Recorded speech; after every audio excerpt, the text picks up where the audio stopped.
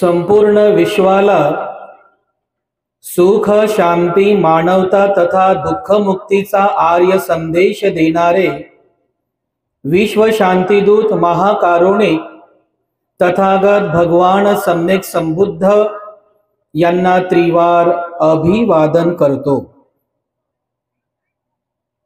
तथागतांनी समग्र मानवजातीच्या दुःख मुक्तीसाठी उपदेशिलेला महान सद्धम्म अर्थात बौद्ध धम्म तथा या सद्धम्माचा अविरतपणे प्रचार आणि प्रसार करणारा तथागतांद्वारा स्थापित सदा पूजनीय भिक्खू संघ, या पूजनीय भिक्खू संघाला त्रिवार अभिवादन करतो।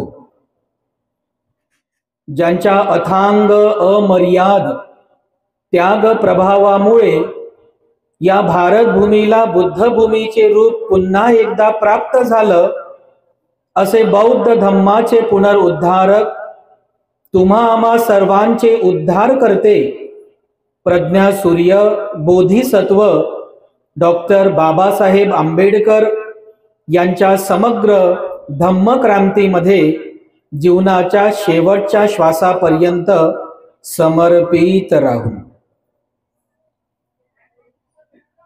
आजच्या या मंगलमय प्रसंगी या धम्मविचार मंचावरती माझ्या समवेत उपस्थित या ठिकाणी स्थानापन्न पूजनीय भिक्खू करुणानंदजी थेरो, मुख्य संचालक the great happiness YouTube channel, पूजनीय भिक्खू धम्मबोधीजी थेरो, मुख्य संचालक purity of mind YouTube channel, ज्यांनी आताच आपल्या सर्वांना सुंदर अशी धम्मदेशना दिली, असे पूजनीय भिक्खू विजय बोधीजी आणि या मंडपामध्ये स्थानापन्न आपण सर्व धम्म उपासक, धम्म उपासिका, लहान बालक आणि बालिकांनो, धम्मदेशनेला सुरुवात करण्यापूर्वी सर्वप्रथम मी पूजनीय भिक्खू संघाच्या वतीने तुम्हा सर्वांच्या प्रती अनंत मंगल कामना अर्पण करतो, मंगल आशीष अर्पण करतो। विशेष करून त्यांच्या प्रती मंगल कामना अर्पण करतो की ज्यांच्या पुढाकारामुळे आजची ही धम्म परिषद या ठिकाणी संपन्न होत आहे, ज्यांनी या एक दिवसीय धम्म परिषदेकरिता म्हणजे जाम रोड मंगरुळपीर जिल्हा वाशिम या ठिकाणी आजची ही धम्म परिषद संपन्न होत आहे, या धम्म परिषदेला मूर्त स्वरूप प्राप्त करून देण्यासाठी विशेष पुढाकार घेतला असे भीम ज्योती महिला मंडळ।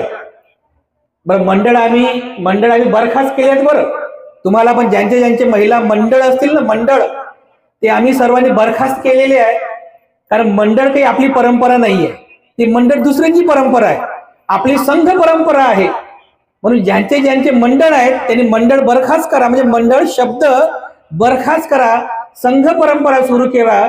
इथे बघा भीम ज्योती महिला संघ, की ज्यांच्या पुढाकारामुळे आजची ही धम्म परिषद या ठिकाणी संपन्न होत आहे। मी पूजनीय भिक्खू संघाच्या वतीने अगदी सुरुवातीला या भीम ज्योती महिला संघातील सर्व धम्म उपासिकांप्रती मंगल कामना अर्पण करतो आणि त्यांना सहकार्य करण्यात ज्यांचे विशेष सहकार्य लाभलं असे भीम छावा प्रतिष्ठान मंगरुळपीर या प्रतिष्ठानातील सर्व कार्यकर्ता मंडळी सर्वांच्या प्रती मंगल कामना अर्पण करतो। एक विशेष या ठिकाणी सांगायचं आहे, महिला मंडळांचं म्हणजे भरपूर नाव आहेत बघा या ठिकाणी। परिवर्तनवादी महिला मंडळ आहे, सोनखास नालंदा महिला मंडळ आहे, प्रशिक नगर महिला मंडळ आहे, पंचशील नगर महिला मंडळ, अशोक नगर महिला मंडळ, शिंदे नगर महिला मंडळ, डॉक्टर बाबासाहेब आंबेडकर नगर एकता महिला मंडळ, समता सैनिक दल आणि प्रत्यक्ष आणि अप्रत्यक्षरित्या ज्यांनी या धम्म परिषदेकरिता सहकार्य केलं, तनमन धनाने सहकार्य केलं, त्या सर्वांच्या प्रती मी पूजनीय भिक्खू संघाच्या वतीने अनंत मंगल कामना अर्पण करतो, मंगल आशीष अर्पण करतो। उपस्थितांनो, भीम ज्योती महिला संघ एकदा या भीमज्योती महिला संघाकरिता जोरदार टाळ्या वाजवा आणि साधू साधू वाद पण द्या. ते यासाठी की आम्ही इथून पाहत आहोत, जिथपर्यंत आमची नजर जात आहे, हा मंडप सुद्धा कमी पडला बघा, जिथपर्यंत नजर जात आहे तो तिथपर्यंत लोक बसायचे बघा. लोक बघा तुम्ही, लोकच बसायचे बघा, लोकच बसलेले आहेत. एवढा मोठा धम्माचा प्रचार आणि प्रसार केला बघा या परिसरामध्ये, म्हणजे या धम्म परिषदेचा प्रचार आणि प्रसार केला. एवढ्या मोठ्या संख्येने तुम्ही या ठिकाणी आलात, हे काही सोपं नाही आहे बांधवांनो. विशेषतः इथे उपस्थितांना मी सांगतो, त्या धम्म परिषदेचं आयोजन करणं, भंतेजींकडून तारखा निश्चित करणं, याला मूर्त स्वरूप देणं, बांधवांनो, माता भगिनींनो, हे वाटतं तेवढं सोपं नाहीये. हे फार कठीण आहे बघा, खूप कठीण आहे. पण हे सर्व काही काम या भीमज्योती महिला संघाने संपन्न केलेलं आहे.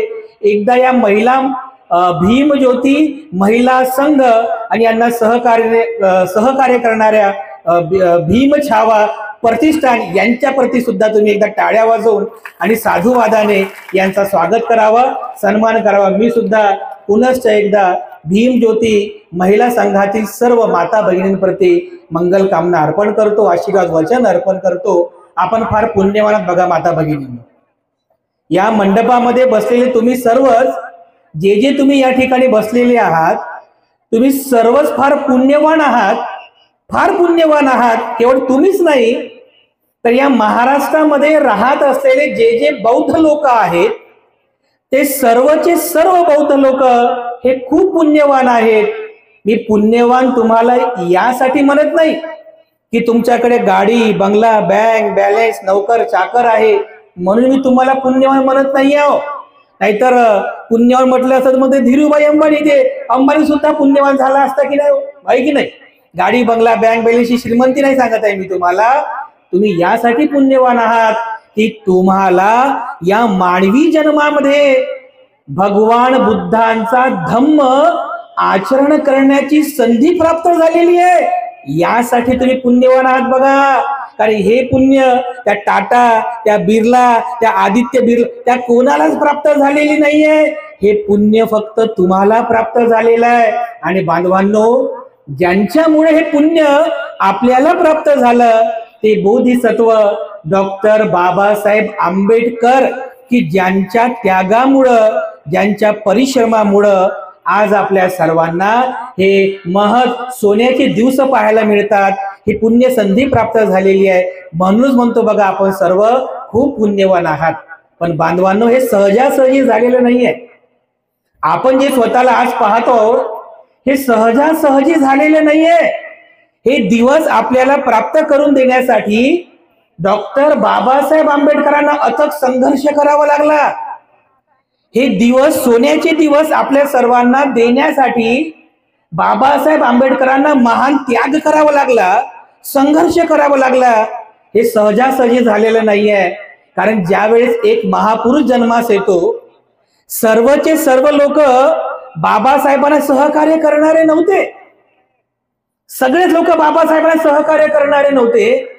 पण काही लोक जे होते की जे बाबासाहेबांना सहकार्य करायचे, पण बहुतांश लोक बाबासाहेबांना विरोधच करणारे होते.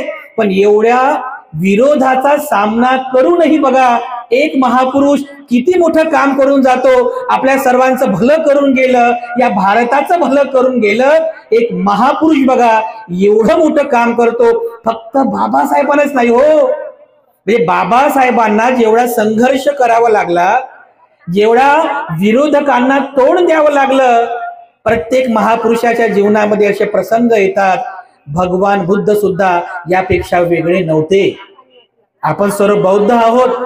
तथागतांचा धम्म आचरणामध्ये आणण्याची पुण्य संधी आपल्याला प्राप्त झालेली आहे. पण बांधवांनो, भगवान बुद्धांनी जेव्हा बौद्ध धम्माची स्थापना केली, तर या धम्माच्या प्रचार प्रसाराच्या दरम्यान सुद्धा भगवान बुद्धांना सुद्धा विरोध करणारे लोक होते. भगवान बुद्धांना सुद्धा विरोध करणारे लोक होते. आम्ही आज पाहतो, म्हणजे आम्ही करुणानंद भंतेजी आहेत, धम्मबोधी भंतेजी आहेत, मी आहे. आम्ही सदैव धम्म दौऱ्यावरती असतो. कंटिन्युअसली ज्या लोकांकडे आमचे नंबर सेव्ह आहेत, जी लोक आमचं स्टेटस पाहतात, त्यांना लगेच समजेल. कंटिन्यू बघा 10 दिवस, 12 दिवस, 15 दिवस, 20-20 दिवसांपर्यंत आमचे धम्म दौरे सुरू असतात. अनेक वेळेस आम्हाला त्रास होतो. गाडी चालवून कधी, आता मीच गाडी चालवतो सदैव, आमची गाडी आहे, गाडी चालवतो, मॅक्झिमम ड्रायव्हिंग मीच करतो. कधी कधी माझे पण पाय दुखतात, पण सांगा कुणाला. आमची पण कधी कधी कंबर दुखते, पण सांगा कुणाला. बाबासाहेबांचं काम करायचं आहे ना. जर आजारपणाचं जर कारण पुढे केलं, दुखण्याचं कारण पुढे केलं, तर एकतर काम करणारे भिक्षू कमी आहेत. ठीक आहे, काम करणारे एकतर भिक्षू कमी आहेत. त्यातल्या तर जर आम्ही पण असा विचार केला की बस झाला आता, आम्ही काम करत आता आरामच करतो, तर बघा काम कसं पूर्ण होईल, बाबासाहेबांचं काम कसं पूर्ण होईल. त्यातल्या त्यात आम्हालाही विरोध करणारे लोक आहेत. बघा, तुम्ही असं नका समजू की भंतेजी धम्माचं काम करतात तर सर्वच लोक भंतेजींना सहकार्य करतात, असं नाही बरं. अनेक लोक आमचाही विरोध करतात, अनेक लोक भिक्खूंवरती पण टीका टिप्पणी करतात, अनेक लोक सोशल मीडियावरती सर्रासपणे भिक्खूंवरती टीका करतात, टिप्पणी करतात. भंतेजीचं असंच आहे, भिक्षूंचं असंच आहे, संघाचं असंच आहे, सर्रासपणे. बघा, स्वतः मात्र काही काम करत नाही, फक्त मोबाईल उचलतात, बटन क्लिक करतात, पाहिजे ती टीका टिप्पणी करतात. बघा, त्यावर आमच्यावर सुद्धा टीका टिप्पणी होत असते, पण आम्ही त्या टीका टिप्पणीला सामोरे जात नाही. आम्ही असा विचार करतो, अरे जर भगवान बुद्धांना विरोध होऊ शकतो, डॉक्टर बाबासाहेब आंबेडकरांना जर विरोध होऊ शकतो, मग आपण तर पाय धुळावत ना. बाबासाहेबांची पायधूळ समजून तुम्हाला, आपण तर बुद्धांची पायधूळ आहोत, बाबासाहेबांची पायधूळ आहोत. आपल्याला विरोध होणं तर साहजिकच आहे. म्हणून या विरोधाला बाजूला करा, काम करत चला, धम्माचं काम करत चला. तर बघा, भगवान बुद्धांना सुद्धा विरोध झाला. बुद्धांचा कट्टर विरोधक कोण होता? कोण? देवदत्त होता. बरोबर आहे. भगवान बुद्धांचा कट्टर विरोधक, जो नेहमी भगवान बुद्धांचा विरोध करायचा, नेहमी भिक्षू झाला तेव्हापासूनच नाही, तर अगदी बालपणापासून. चुलत भाऊ होता, पण बालपणापासूनच त्याने सिद्धार्थाचा विरोध केला. जेव्हा तो भिक्षू संघामध्ये प्रवर्तित झाला तेव्हापासून तर मरेपर्यंत त्याने भगवान बुद्धांचा विरोधच केला. बघा, त्याचं चरित्र पण आहे बौद्ध साहित्यामध्ये की त्याने कशा पद्धतीने बुद्धांचा विरोध केला, धम्माचा विरोध केला. जीवनभर पर्यंत त्याने धम्माचा, बुद्धाचा विरोध केला.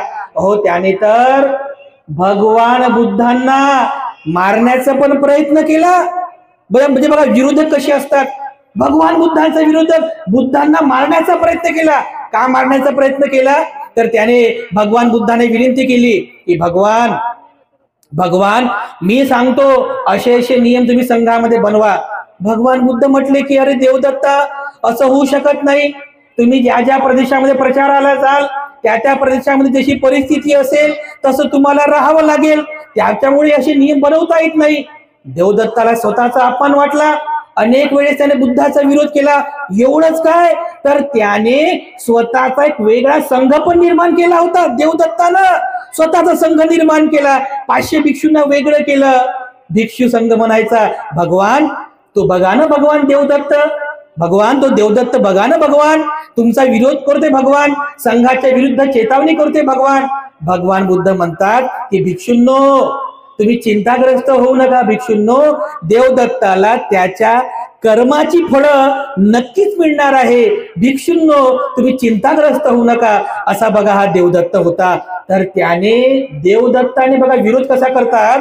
विरोध जर करता आलं नाही तर या देवदत्ताने भगवान बुद्धांना मारण्याचा प्रयत्न केला. कसा? तर एकदा एका त्या राजगृहाच्या वैभार पर्वतावरून, म्हणजे खालून भगवान बुद्ध चालत असताना त्या देवदत्ताने त्या वैभार पर्वतावरून एक मोठी दगडी शिला, म्हणजे एक मोठा दगड भगवान बुद्धांकडे लोटला की या दगडाखाली येऊन भगवान बुद्ध ठेचून मरतील. त्याने त्या दगडाला भगवान बुद्धांकडे म्हणजे सरकवलं. तर तो दगड बघा असा सरकत पहाडावरून असा खाली येते. त्याचे 2 तुकडे झाले, 2चे 3 तुकडे झाले, 3चे 4 असं तुकडे होत अगदी शेवटपर्यंत एक छोटासा तुकडा खाली आला आणि भगवान बुद्धांच्या पायाच्या अंगठ्याला लागला. थोडीशी जखम झाली. थोडस रक्त निघालं तर बघा देवदत्ताने हा पहिला प्रयत्न केला. त्यावेळेला त्या राजगृहाचा एक वैद्य होता जीवक, त्याने भगवान बुद्धाची मलमपट्टी करून दिली होती. एवढंच काय तर त्याने एकदा पुन्हा प्रयत्न केला. त्या राजगृहाच्या राजवनातला नालागिरी नावाचा एक हत्ती, ज्याला मद्य पाजलं, दारू पाजली त्या हत्तीला, नालागिरी हत्तीला, आणि सैनिकाला म्हणाला, सैनिकांनो अजाशत्रू राजाचा आदेश आहे, या दिशेने त्या हत्तीला पाठवा. ज्या दिशेने भगवान बुद्ध आणि भिक्खू संघ येत होता त्याच दिशेने हा मद्य धुंद झालेला, हा चेताळलेला नालागिरी हत्ती, या हत्तीला त्या दिशेने पाठवलं. हा धावतोय, हा नालागिरी हत्ती जोराने धावतोय, त्या दिशेने पळत सुटलेला आहे. सगळे लोक सैरावैरा झालेली आहेत. अरे आता काय होईल, आता काय होईल, अरे भगवान बुद्ध सुद्धा याच मार्गाने येत आहेत, अरे भगवान बुद्धांना वाचवा, नाहीतर ह्या हत्तीच्या पायाखाली चिंदून अरे भगवान बुद्ध मरतील, भिक्खू संघ सुद्धा मरेल, अरे भगवान बुद्धांना वाचवा. पण बघा भगवान बुद्धांमध्ये ते बुद्धत्वाचं एवढं प्रखर तेज असते बघा बांधवांनो, ते करुणेचं एवढं मोठं बल असते. अरे माणसंच काय, प्राणी सुद्धा नतमस्तक झाले भगवान बुद्धांना, प्राणी सुद्धा. साहित्यामध्ये असा उल्लेख आहे बघा, जर एखादा चालणारा व्यक्ती भगवान बुद्धांना पाहिलं ना तर तो लगेच थांबून जायचा. म्हणजे बुद्धाची पर्सनॅलिटी, बुद्धाचं व्यक्तिमत्व का किती प्रखर होतं. चालणारा व्यक्ती भगवान बुद्धांना पाहिलं की लगेच थांबायचा, थांबलेला व्यक्ती खाली बसायचा, खाली बसलेला व्यक्ती असा हात जोडायचा आणि गुडघ्यावरती बसून भगवान बुद्धांना म्हणायचा, भगवान आजपासून या क्षणापासून आपला आजीवन उपासक म्हणून मला स्वीकार करावे. बघा भगवान बुद्धांची पर्सनॅलिटी, बुद्धांचं व्यक्तिमत्व किती प्रखर होतं.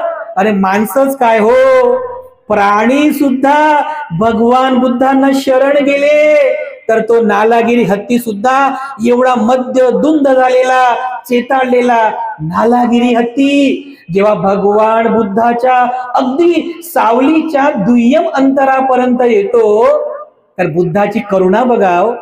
एवढे करुणावान, आपण भगवान बुद्धांना महाकारुणिक म्हणतो ना, एवढी अपार करुणा होती हो भगवान बुद्धाच्या मनामध्ये.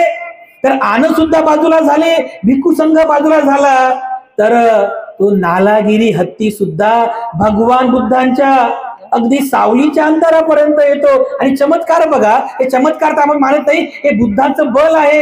तेव्हा चेताळलेला मध्यधुंद नालागिरी हत्ती सुद्धा बुद्धाच्या समोर आल्याबरोबर पुढचे जे दोन त्याचे पाय असतात खाली वागतो आणि आपल्या सोंडेने बघा बुद्धांच्या पायाला असा स्पर्श करतो. सगळे लोक पाहतात, काय हा चमत्कार.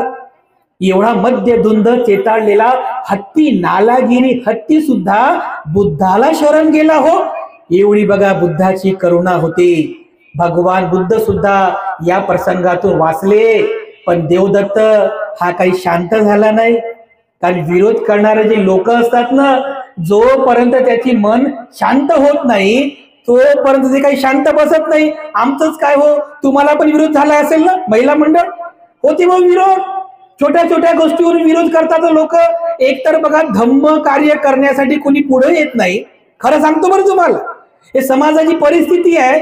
एकतर धम्म कार्य करण्यासाठी, समाजाचं काम करण्यासाठी कोणी पुढे येत नाही, आणि जे पुढे येतात ना त्यांना मागं खेचण्याचं काम, अशी खेकडा प्रवृत्ती असणारे सुद्धा लोक समाजामध्ये आहेत बघा. आता या महिला मंडळात त्याचा अनुभव आला असेल, पण एका महिला मंडळाच्या एका विशेष गुणासाठी मी पुन्हा टाळ्या वाजवायला लावेल. आता नका, सांगतो तुम्हाला. महिला मंडळाने सहज विचारलं, म्हटलं तुम्ही गावोगावी गेले, एवढा मोठा प्रचार प्रसार केला, म्हटलं दान तर भरपूर जमा झालं असेल. बघा महिला मंडळाचा स्वाभिमान बघा हो. महिला मंडळांनी गावोगावी जाऊन धम्म परिषदेचा प्रचार प्रसार केला, पण 1 रुपया सुद्धा त्यांनी दुसऱ्यांकडून दान घेतलं नाही.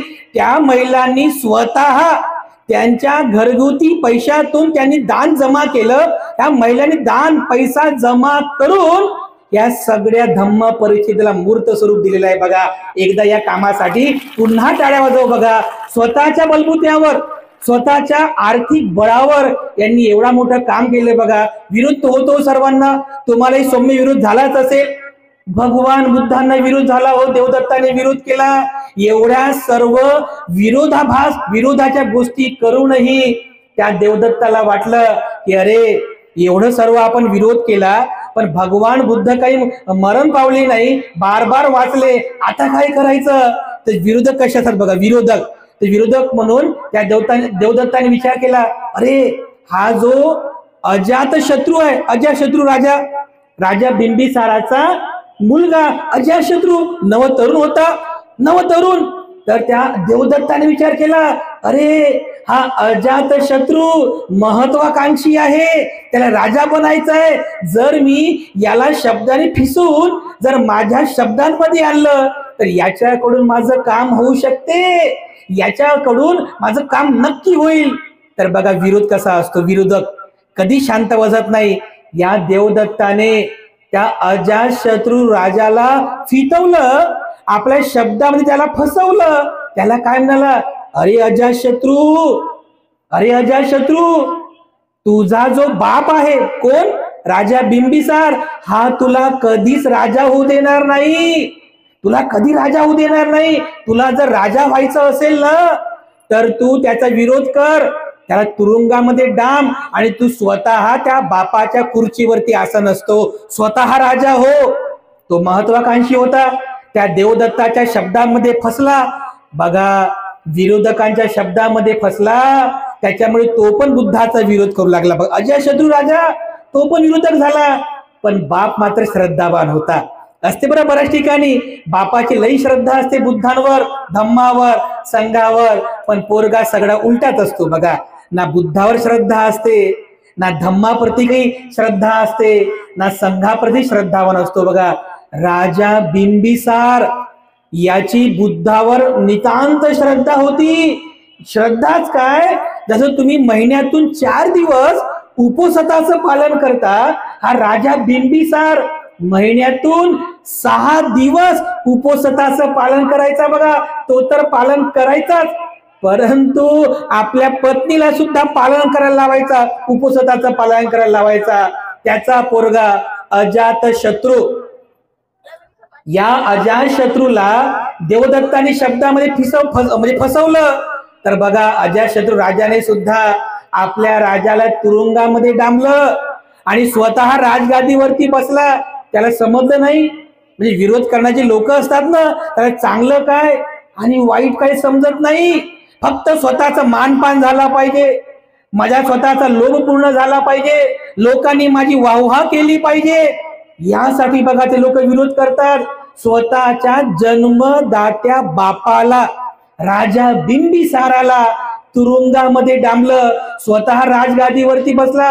एवढंच काय, म्हणजे फक्त बापाला तुरुंगामध्ये डांबलंच नाही, तर त्याने सैनिकांना आदेश दिला की माझ्या बापाला म्हणजे राजा बिंबिसाराला कोणालाही भेटू द्यायचं नाही.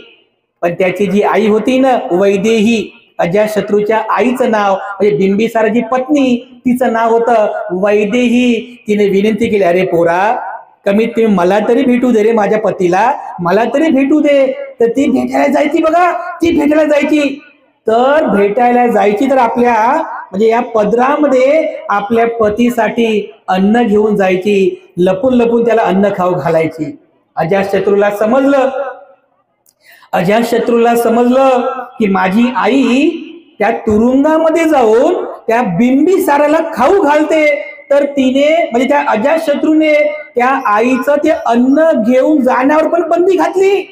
पण ती पत्नी होती ना शेवटी, राजा बिंबिसाराची पत्नी वैदेही, तर ती काय करायची, आपल्या शरीराला मध लावायची. मध समजते ना, मध, आपल्या शरीराला मध लावायची, वरून कपडे परिधान करायची आणि तुरुंगामध्ये जाऊन बिंबिसाराला जवळ जाऊन म्हणायची माझ्या शरीराला चाटा. तर तो बिंबिसार त्या वैदेहीच्या हाताला पायाला चाटून ते मध प्राशन करायचा आणि आपली भूक भागवायचा. बघा एवढे हाल केले एका पुत्राने, म्हणजे अजातशत्रूने आपल्या बापाचे एवढे हाल केले. बघा जेव्हा अजातशत्रूला समजलं की माझी माता जी आहे अशा अशा प्रकारे आपल्या त्या म्हणजे बिंबिसाराचं अन्न पोट भरत आहे, त्याने आपल्या आईचं सुद्धा भेटणं बंद केलं. एवढे त्याचे कुकर्म वाढले बघा, त्याचे अकुशल कर्म वाढले. सर ते शेवटी बघा राजा बिंबिसाराला त्या तुरुंगामध्ये एवढे त्याचे हाल करण्यात आले, एवढे त्याला दुःख देण्यात आलं. त्या अकुशल कर्मामुळं राजा अजातशत्रू सुद्धा बघा त्याच्या मनामध्ये बापाविषयी एवढा तिरस्कार निर्माण झाला, द्वेष निर्माण झाला. कशामुळं? केवळ देवदत्तामुळं. एक मूर्ख व्यक्ती देवदत्ताच्या शब्दामध्ये फसल्यामुळं, मूर्ख व्यक्तीच्या सहवासामुळे बघा तो अजातशत्रू राजा सुद्धा आपल्या जीवनामध्ये बापाच्या हत्येचं सुद्धा अकुशल कर्म करतो. तर बघा देवदत्ताने त्याचे कान भरले. तो म्हणे, अरे राजा अजातशत्रू, जोपर्यंत तुझे पिता जिवंत आहेत तोपर्यंत तुम्ही राजा होऊ शकत नाही, म्हणून त्या पित्याला तुम्ही तुरुंगामध्ये मारून टाका, तेव्हा तुम्ही राजा व्हाल. तर बघा हा राजा अजातशत्रू एका नावी समजून मला केस काढणारा नावीला सांगतो की जा, तुम्ही जा आणि तिथे जे तुरुंगामध्ये जो राजा आहे बिंबिसार त्याला मारून टाका. आता राजाचा आदेश आहे बघा. तो नावी हातामध्ये वस्त्रा घेऊन तुरुंगामध्ये जातो, त्या कोठडीमध्ये जातो त्या बिंबिसारा मारण्यासाठी. हा राजयादीवरती बसलेला आहे. तेवढ्यात बघा प्रसंग कसा होतो, याची जी पत्नी असते राजा अजातशत्रूची पत्नी, त्या पत्नीला सुद्धा पुत्र होत असते बघा. अजातशत्रूच्या पत्नीला पुत्र होते. तिकडून ती दासी येते, अजातशत्रूला म्हणते, राजा आनंद आहे राजा, तुम्ही पिता झाले, तुम्हाला पुत्र प्राप्ती झाली, तुम्ही पिता झाले. तर बघा कोणालाही किती आनंद होईल. जर एखाद्याला पुत्र प्राप्ती झाली, तो जर बाप झाला, पिता झाला, आनंद होतो की नाही? जसंच त्याला समजलं की माझ्या पत्नीने सुंदर अशा पुत्राला जन्म दिला, मी पिता झालो, अजातशत्रू राजा आनंदामध्ये म्हणू लागला, मी पिता झालो, अहो कितीही आनंद आहे, अहो मी पिता झालो. तेवढ्या क्षणार्धामध्ये त्याला एक गोष्ट आठवली. तो आपल्या आईला विचारतो की माते, ज्याप्रमाणे मी माझा पुत्राचा जन्म झाला, मी पिता झालो, तर एवढा मी आनंदी झालेलो आहे. जेव्हा माझा जन्म झाला होता तेव्हा माझे पिता सुद्धा असेच आनंदी झाले होते का? तर त्याची जी आई होती वैदेही, ती त्या अजातशत्रूला म्हणाली, अरे पुत्रा, तू असं काय विचारतोस पुत्रा? लहानपणी तू जेव्हा लहान होता तर तुझ्या हातावरती फोड झाला होता. फोड समजते ना, हातात जखम झाली, त्या जखमेचं रूपांतर फोड मध्ये झालं. त्याच्यामध्ये पू झाला होता, पू जमा झाला, म्हणजे घाण रक्त पू जमा झाला. तू त्या जखमेच्या वेदनेमुळे रडत होतास. तुझ्या बापाचं तुझ्यावर एवढं प्रेम होतं, तुझं रडणं तुझ्या बापाला पाहावलं नाही, तर तुला त्या वेदना होऊ नये म्हणून तुझ्या बापाने म्हणजे राजा बिंबिसाराने त्या फोडाला असं तोंडामध्ये धरलं. आणि बघा तोंडात धरल्यानंतर तो फोड फुटला. त्याच्यामध्ये जो पू जमा झाला होता तुझ्या पित्याच्या तोंडामध्ये पडला. पण त्याचं पुत्र प्रेम बघा, तुझ्या बापाचं तुझ्यावर एवढं प्रेम होतं की त्याने त्या जखमेतला पू जे तोंडात पडला त्याने ते सगळं तोंडात गिळून घेतला, पोटामध्ये घेतला. बघा एवढा तुझ्या बापाचं तुझ्यावर प्रेम होतं रे पुत्रा. एवढंच काय बघा, तो जो अजातशत्रू होता, तो अजातशत्रू राजा जेव्हा आईच्या गर्भामध्ये होता, तर बघा आपल्याकडे स्त्रियांना डोहाळे लागतात ना, डोहाळे आंबट चुंबट खायचे डोहाळे लागतात की नाही? हा अजातशत्रू जेव्हा आपल्या आईच्या गर्भामध्ये होता तेव्हा त्याच्या आईला सुद्धा डोहाळे लागले होते. तर कशाचे डोहाळे?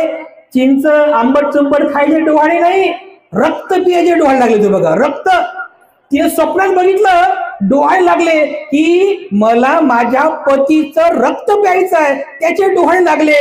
पण पुत्रप्रेम बघा हे असं का होतंय म्हणून एका पंडिताला बोलवलं. त्या पंडिताने सांगितलं होतं, अरे राजा, तुझ्या पत्नीच्या गर्भामध्ये जे पोर म्हणजे जे बाळ आहे ना, ते बाळ जन्मास आल्यानंतर तुझी हत्या करणार आहे, तुझी हत्या करेल. मग सांगा, राजा बिंबिसाराला हे समजल्यानंतरही की माझ्या पत्नीच्या गर्भामध्ये जे बाळ आहे ते जन्मास आल्यानंतर माझी हत्या करणार आहे, असं जर एखाद्या बापाला समजलं, काय होईल बरं? अबॉर्शन करेल ना ते. पण पुत्रप्रेम बघा हो, त्या राजा बिंबिसाराचं आपल्या पोरावर म्हणजे पुत्रप्रेम बघा. त्याने तरी सुद्धा बाळाला जन्म दिला. तर त्या पंडितानं नावच ठेवलं अजात शत्रू, म्हणजे अजून जन्म पण झाला नाही, बापाचा शत्रू झाला. अजात, जात म्हणजे जन्म, अजात म्हणजे जन्म झाला पण नाही आणि बापाचा शत्रू झाला, असा होता हा अजात शत्रू. जन्मापासूनच बापाचा शत्रू झाला. तर पुत्रप्रेम बघा, म्हणजे पत्नीला रक्त प्यायचे डोहाळे लागले तर त्याने एका स्वर्ण चाकूने, ही जी बाहू असते ना, हे हात या बाहूला कापलं, याच्यातून रक्त सांडलं बघा. ते रक्त जमा केलं आणि मग ते रक्त त्याच्या पत्नीने पिलं. एवढं त्याचं पुत्रप्रेम होतं बघा. म्हणजे हे सर्व काही ती वैदेही त्या अजातशत्रूला सांगते की अरे पुत्रा, तू काय विचारतोयस, तुझ्या बापाचं तुझ्यावर किती प्रेम होतं, सगळं काही सांगते. म्हणजे बघा, त्या क्षणार्धामध्ये मी बाप झालो म्हणून आनंदी झालेला हा अजात शत्रू क्षणार्धामध्ये शांत झाला. अरे अरे अरे, मी किती मोठं अकुशल कर्म केलं, माझा जन्म झाला, माझ्या बापानं माझ्यासाठी एवढं काही केलं, त्याच जन्मदात्या बापाला मी तुरुंगामध्ये डांबलं. अरे अरे, माझं किती मोठं अकुशल कर्म आहे. तो धावत पडत महलामध्ये येतो, त्या न्हाव्याला बोलवण्यासाठी पाठवतो, अरे माझ्या बापाला मारू नका, माझ्या बापाला मारू नका असं सांगणार. तेवढ्यातच तो न्हावी आला, तो न्हावी आला, त्या न्हाव्याला सांगणार. तेवढ्यातच तो न्हावी म्हणतो की राजा, तुमचे पिता मृत्यूला प्राप्त झाले. त्या न्हावीला त्यानेच पाठवलं होतं. तो न्हावी तुरुंगामध्ये गेला बिंबिसाराकडे. त्या बिंबिसाराला वाटलं की माझी दाढी करण्यासाठीच आला की काय. तो म्हणतो अरे ये, माझी दाढी करायला तू आलास ना, अरे ये. तो हात जोडतो आणि म्हणतो राजा, मला माफ करा राजा, अजातशत्रूचा आदेश आहे तुम्हाला मारावं म्हणून. अरे एवढंच काय, एवढंच ना, अरे मी मृत्यूला घाबरत नाही, तू जर मला मारलं नाही तर अजातशत्रू तुला मारेल. अरे तू घाबरू नकोस, तू मला मार. तर असं साहित्यामध्ये उल्लेख आहे, हे हाताच्या नस कापल्या त्याने अगोदर. आपल्या हाताची जी नस असते ना, दोन्ही हाताच्या नस कापल्या, त्याच्यानंतर पायाच्या दोन्ही नसा कापल्या, इथली एक नस कापली आणि तडफडून तो राजा बिंबिसारा शेवटचा श्वास घेतला. त्या तुरुंगामध्येच मेला बघा तो. हा न्हावी जेव्हा अजातशत्रूला सांगतो की राजा, तुमचे पिता मृत्यूला प्राप्त झाले, हा क्षण बघा, कदाचित तुमच्याही जीवनामध्ये असा क्षण असेल, क्षणार्धामध्ये सुख आलं, क्षणार्धामध्ये दुःख आलं बघा. मानसिकता कशी झाली त्या अजातशत्रूची की मला पुत्र झाला, मी पिता झालो, तर एवढा आनंदी झाला आणि त्याचा आनंद तो साजरा करतच आहे. तर तो दुसरा म्हणतो की राजा, तुमचे पिता मृत्यूला प्राप्त झाले, क्षणार्धामध्ये मी पिता झालोचा आनंद हा संपला, माझा बाप मेला आणि मी माझ्या बापाला मारलं. या विचाराने तो चिंताग्रस्त झाला. या विचाराने बघा अतिशय दुःखी झाला.